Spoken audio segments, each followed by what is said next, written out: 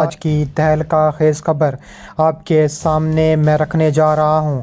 ناظرین گرامی، روس نے ایرانی شاہد ڈرونز یوکرین، امریکہ اور یورپ پر چلا دیے۔ ایران اور روس نے مل کر تینوں ملکوں میں تباہی مچا دی، پورا یورپ آگ سے اگلنے لگا۔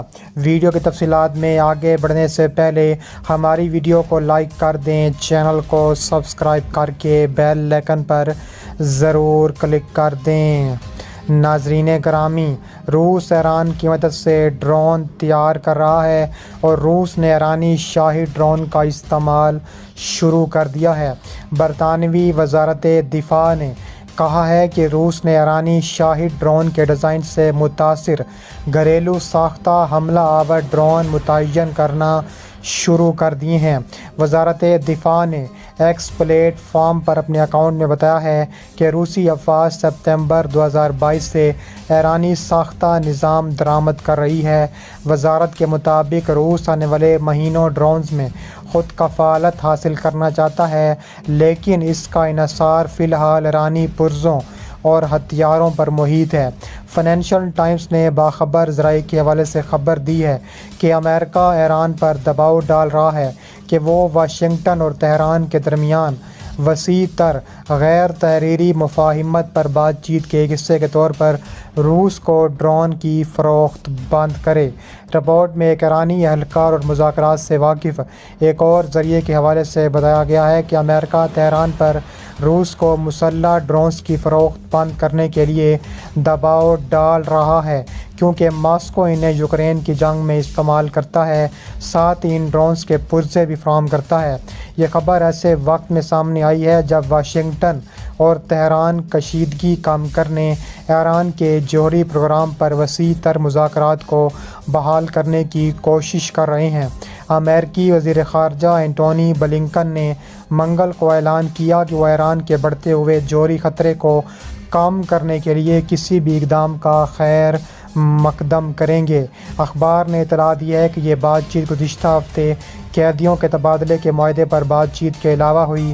ذرائع نے گزشتہ ہفتے کہا تھا کہ ایران جنوبی کوریا میں $6 بلین کے ایرانی فنڈز کو غیر منجمد کرنے کے معاہدے کے تحت زیر حراست 5 امریکیوں کو رہا کر سکتا ہے۔ ایرانی وزیر نے اس بات پر زور دیا کہ روس ایران کا ایک اہم پڑوسی ہے اور یہ کہ ان کا ملک مغرب اور مشرق کے ساتھ ایرانی مفادات کی ضمانت کے فریم ورک کے اندر بات چیت کرتا ہے۔ یوکرین اور مغربی ممالک کا الزام ہے کہ ایران نے روس کو یوکرین پر بمباری میں استعمال کرنے کے لیے ڈرون فراہم کیے ہیں۔ اگرچہ تہران نے اس سے قبل روس کو اس قسم کے ہتھیار فروخت کرنے کا اعتراف کیا تھا، لیکن اس نے وضاحت کی کہ یہ فروری 2022 میں جنگ شروع ہونے سے پہلے ہوا تھا۔ دوسری جانب روس ایران کی مدد سے ڈرون کی فیکٹری بنا رہا ہے۔ امریکی انٹیلیجنس نے آج منگل کو انکشاف کیا ہے کہ روس ماسکو کے مشرق میں ایران کی مدد سے ڈرون تیار کرنے کے لیے ایک فیکٹری بنا رہا ہے۔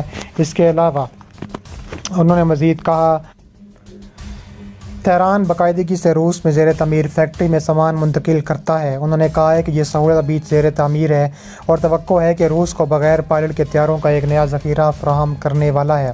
امریکی انٹیلیجنس نے کہا ہے کہ یہ سہولت اگلے سال کے آغاز تک مکمل ہو جائے گی اور خبردار کیا گیا ہے کہ نئے ڈرونز کا روس یوکرین تنازع پر خاصا اثر ہو سکتا ہے۔ امریکہ نے ماسکو سے 600 میل مشرق میں روس کے الابوگا اسپیشل اکنامک زون کے اندر ڈرون مینوفیکچرنگ پلانٹ کے مجوزہ مقام کی ایک سیٹلائٹ تصویر بھی جاری کی تھی۔ CNN نے رپورٹ کیا تھا کہ ایران ڈرون ہتھیاروں مارٹروں کو روس منتقل کرنے کے لیے بحیرہ قزوین کا استعمال کرتا ہے اور اکثر ایسے بحری جہاز استعمال کرتا ہے جو ٹریکنگ سسٹم استعمال نہیں کرتے۔ ایران کی جانب سے روس کو یوکرین میں استعمال کے لیے آلات فراہم کرنے کے بار بار انکار کے باوجود امریکہ نے یوکرین میں گرائے گئے بہت سے ڈرون حاصل کیے اور ان کا تجزیہ کیا ہے اور حکام کا کہنا ہے کہ ناقابل تردید شواہد موجود ہیں اور ڈرون ایرانی ہیں۔ بائیڈن انتظامیہ نے پچھلے سال ایک توسیع ٹاسک فورس کا آغاز کیا تاکہ اس بات کی تحقیقات کی جا سکیں امریکی اور مغربی اجزاء بشمول امریکی ساختہ مائکرو الیکٹرانکس روس میں استعمال ہونے والے ایرانی ساختہ ڈرونز میں کیسے پہنچے۔ ایک سینئر اہلکار نے کہا ہے کہ تجزیہ کاروں نے پہلی بار اپریل 2022 میں روس ایران فوجی شراکت داری کے بڑھتے ہوئے آثار دیکھے۔